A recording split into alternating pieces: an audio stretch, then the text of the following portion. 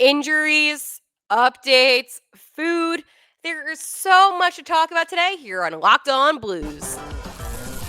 Hey, this is Brayden Chen. Subscribe to Locked On Blues. You're Locked On Blues, your daily podcast on the St. Louis Blues. Part of the Locked On Podcast Network, your team every day.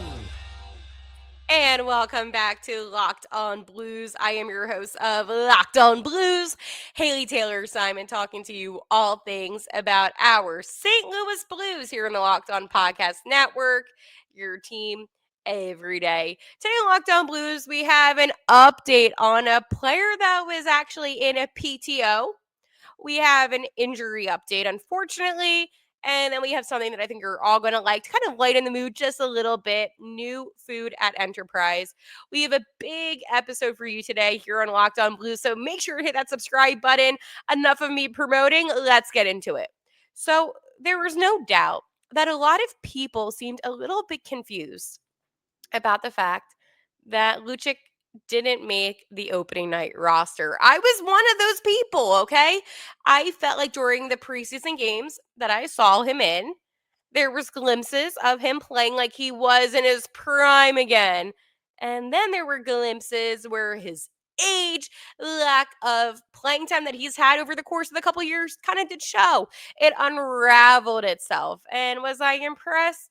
Not really, but at the same time, I was a little bit impressed when I saw, the good things. So I was kind of like on a seesaw, right? Where I saw good and then I saw not so good. But again, the not so good, you can always improve that. But I also want to say to you, he is 37 years old. Yeah, that's up there in age for the game of hockey. And you can't deny the fact that doesn't play a factor into the game that we saw in the preseason. Of course it does. So I was questioning, why didn't he make the opening night roster? Because it seemed like the Blues liked him from, what I was observing and seeing and hearing. However, it kind of makes a little bit more sense now as to why he didn't make the opening night roster when Doug Armstrong spoke to Blues media today. Doug Armstrong, again, heading into his 15th and final season as general manager for the St. Louis Blues, said this about Lucic's training camp PTO. He got banged up the last couple of games. Preseason, obviously, is what he's talking about. We're going to rehab him here, get him back up health-wise to 100%, and likely reconnect on an in-season PTO to get him up and running and see where he's at then. Now, here is the interesting thing. He didn't get sent down to Springfield, right? It's just, hey, we're going to get him healthy again, reconnect, and then talk about an in-season PTO. That, to me, is really interesting because I understand. Maybe it's a sign of disrespect. You're sending, a former Stanley Cup champion down to the AHL. I get it. However, I still feel like it's not good to not allow him to play games. Obviously, health is what's more important. And we don't know what Doug meant when he said got banged up. We don't know what exactly went wrong, right? As I mentioned in the games, we saw some good and we saw some bad. And I'm sure when you're playing, competitive hockey, I know it's the preseason, it's still competitive. Yeah, you're going to be sore. You're going to be a little bit banged up. But is this something where he's injured? Is this something where he just needs to rest a little bit? He said get him to 100%. I want to know, what exactly does that entail? Does that mean rehab? Does that mean training? I don't know. But what I do know is this. They obviously, and by they I mean the Blues, are interested in him enough to keep him around.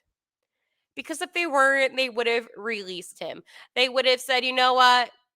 He had an okay PTO. Just, it's not going to work out. Good luck to him, good riddance, and move on. But obviously, they're interested. And I think when you have a player like Lucic, right, that's an enforcer, that has a big body and a big presence on ice, that produces a lot of hits, yeah, why would you want to let him go? It's funny. When I think about enforcers on the Blues, as funny as this might sound to you, I think of a player like Nathan Walker that isn't big, but does produce a lot of hits. And I think when you have a player that actually has a physically big body, it's going to be such an advantage. But I have a couple more questions about this. What is the timeline? When is the reconnecting? Is the reconnecting in a month? Is it in December? I want to know when this decision will be made. Because here's the problem: you want to have good chemistry throughout the entirety of the season. You want to have players that are ready to play as soon as you give them the opportunity to. If he's not in the AHL with Springfield, where is he playing competitive hockey? He's not. And that to me is a concern because I know you want to utilize him or else you wouldn't keep him around. But what I worry about is the lack of playing. Is that going to, lessen his ability to come back and do good things on the ice? Speed is important. Being able to take hits is important. Being able to give hits is important. You need to have a player that's not only conditioned well, but is just ready for the pace and the speed of this current game. Hockey has changed. It has become a game of speed, a game of skill, right? Old school hockey, I know we love it. We love to look back and reminisce, but it's a different game now. You don't have as many big players. I feel like it's really shifted in a sense. So that is why I do wonder what is exactly this timeline. And I would love for Doug to shed some light on that if he feels like comfortable enough to do so to all of us. But I do wonder what the plan is. Because again, you send Dvorsky down, and you know how I feel about that. I felt like he was ready to make the team. He deserved to make the team. And I'm not going to ever say that that was a bad opinion on my end because it wasn't. It was a great opinion because he proved himself to be a fantastic hockey player during the preseason. We already know all the great that he's done in the AHL and juniors, but he was able to show and prove during preseason why he deserved a roster spot. And evidently, he did not get one. And I'm not going to deny and say I'm not disappointed when I absolutely am. I feel like he got robbed. But at the same time, he will be playing in the AHL. Still competitive hockey. Not the same level as the NHL. I am very aware of that. But he will still be playing competitive hockey. That is why I feel a little bit more confident in that sense. But when it comes to our friend Lucic, I get the sense of the opposite, where I don't know how he's going to improve if he isn't playing. So that is why when Doug Armstrong says, hey, we're going to reconnect, blah, blah, blah, blah, blah, blah. When? When are you going to reconnect? And what is that going to look like up until you do so? Will he be, where will he be trading? Like, what is the plan? I think that he is a great tool and a great asset to have. And I'm a firm believer in that. But I just want a little bit more clarity on exactly what this plan is. With that being said, we do have some not so good news regarding a player that I personally really like. That is Oskar Sundqvist. An injury update, our first of the season, really. But before so, I'm going to talk to you about my friends over at FanDuel. The NFL season is here, and FanDuel has an offer you don't want to miss. Right now, new customers can bet just $5 and get $300 in bonus bets if you win. That's right. Pick a bet, put down $5, and if it hits, you'll unlock $300 in bonus bets to use across the app. Personally, I love using FanDuel because I enjoy same game parlays, but last night, if you bet on the Jacksonville Jaguars, Woo, you made some money today upsetting those Kansas City Chiefs, and I know how we all feel about them, so I could not be happier about that. So if you always want to maybe put some money on the team that you don't think is going to win and then they end up winning, you're going to win. So what are you waiting for? Visit FanDuel.com to download the FanDuel app today and get started. Unfortunately, we got a little bit of an injury update regarding a player that was projected to be the fourth line center and a player that I am such a fan of. And this sucks. And it is Oskar Sundqvist. And what I'm about to say is going to probably upset you because this is not the way you want to start the season. But obviously, this is the reality. And this is what hockey really comes down to. It is getting injury updates every other day. So, Oskar Sundqvist sustained a lower body injury late in Sunday's team practice and is considered week to week. This is what was said by Armstrong. He won't be playing, obviously, against Minnesota on opening night or on our first road trip. I don't think it's serious, but it is week to week. Armstrong said that Sundqvist was originally going to be part of opening night, but now his absence will create an opportunity for someone else. He then continues on and says, "This isn't something we're concerned about long term. I feel bad for him because he continually puts the work in, and one day his luck is going to turn the other way." It is frustrating, okay? I'm not going to deny that to you, Blues fans. I am frustrated. I am annoyed. I feel awful for Sonny. Opening night is such a fun night. I mean, the player introductions, especially at home. But obviously, with Sonny today doesn't look so good. So, Jeremy Rutherford, who is one of the greats that covers the St. Louis Blues for The Athletic, he did talk about the practice lineups today. So I want to read this to you just because I felt like it was interesting. So on the first line, we have Thomas centering to the left, Bushi to the right, Snuggie. That seems set and locked in. Now, this is where it gets interesting. On our second line, we have Captain Braden Shen, Dylan Holloway to the left, and Kyrie to the right. So it does seem like our second line is going to consist of Braden Shen. I am not so surprised about that. I thought that maybe Shenny would move down to the third line. But again, as long as you have Holloway and Kyrie together, I feel pretty confident. On the third line, you have Suter, yes, P.U. Suter. Then you have Jake Neighbors to the left. And then you have Matthew Joseph to the right. Finally, on the fourth line, centering, you have the Aussie Nathan Walker. To the left, you have Torchenko, and then to the right, Tex DA. So Sundqvist obviously is lower body week to week, and then Bukestad is not skating. For defense, you have Fowler and Pareko, Broberg and Folk, Tucker and Mayu, and then the extra was Matthew Kessel. And then net, obviously, Binner and Hofer. So another thing that I was a little bit confused about is maybe necessarily the fact that Bukestad not skating. I'm like, is that okay? Matthew Joseph, and I like Matthew Joseph. I just, you know what? Maybe I'm too negative. I just don't know if I would necessarily have put him there. But again, I'm not trying to be negative. I'm not trying to make any premature assumptions about how this season's going to go.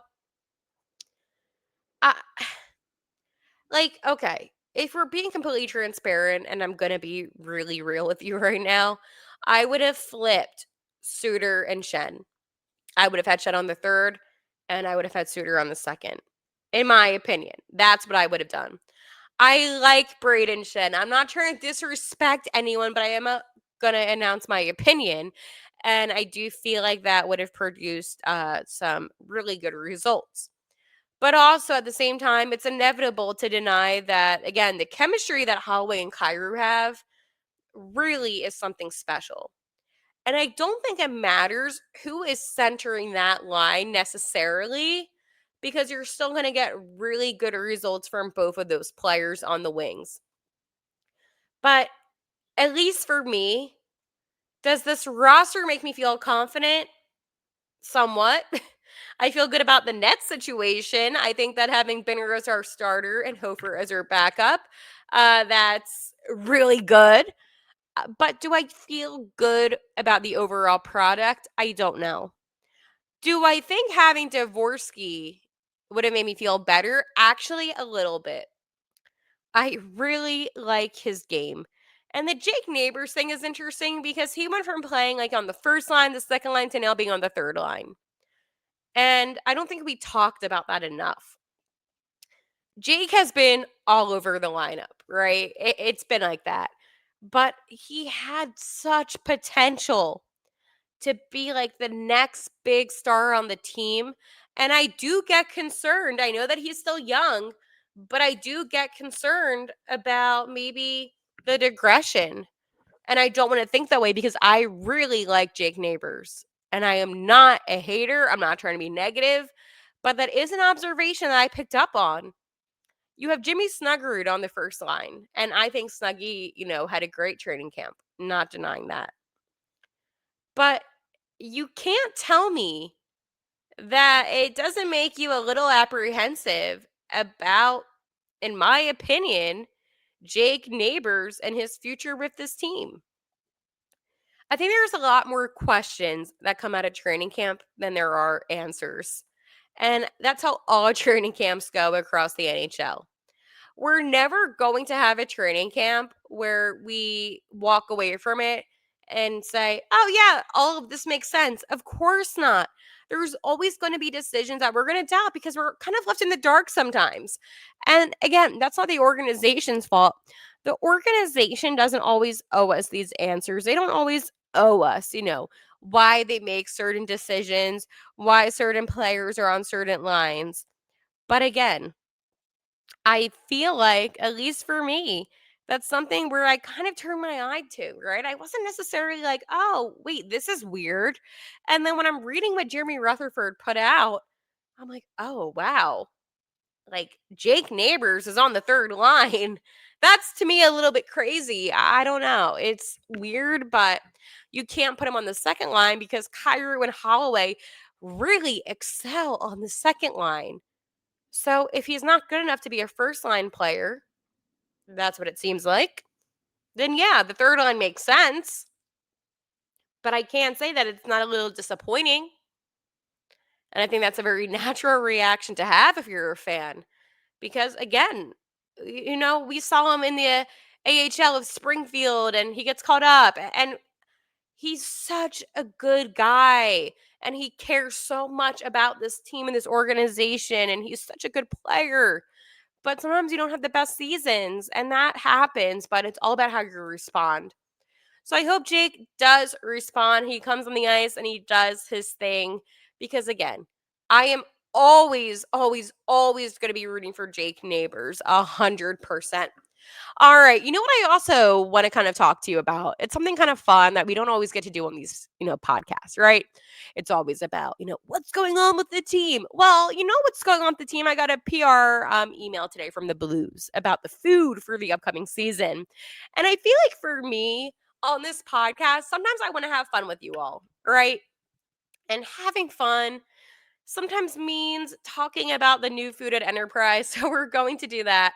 But at first, I want to talk to you about my friends over at Indeed. You just realized your business needed to hire someone yesterday. How can you find amazing candidates fast? Easy. Just use Indeed. When it comes to hiring, Indeed is all you need. Stop struggling to get your job post seen on other sites. Indeed sponsored jobs puts your post at the top of the page and help you reach the right candidates faster. Personally, I really like Indeed because it is the perfect spot where your job post can be seen and you can get good quality candidates fast and easy. So now, you can speed up your hiring process with a $75 sponsored job credit. Just go to indeed.com/locked on right now and support our show by saying you heard about Indeed on this podcast. Terms and conditions apply. Hiring Indeed, it's all you need. So the fun begins at Enterprise because the Blues are going to be opening up some new type of food for you all this season. And that starts with crumble cookies. They will be bringing their fresh baked gourmet cookies to Enterprise Center this season with a new stand at Portal 52. The stand will feature a limited edition cookie just crafted for Blues fans and exclusive to the arena.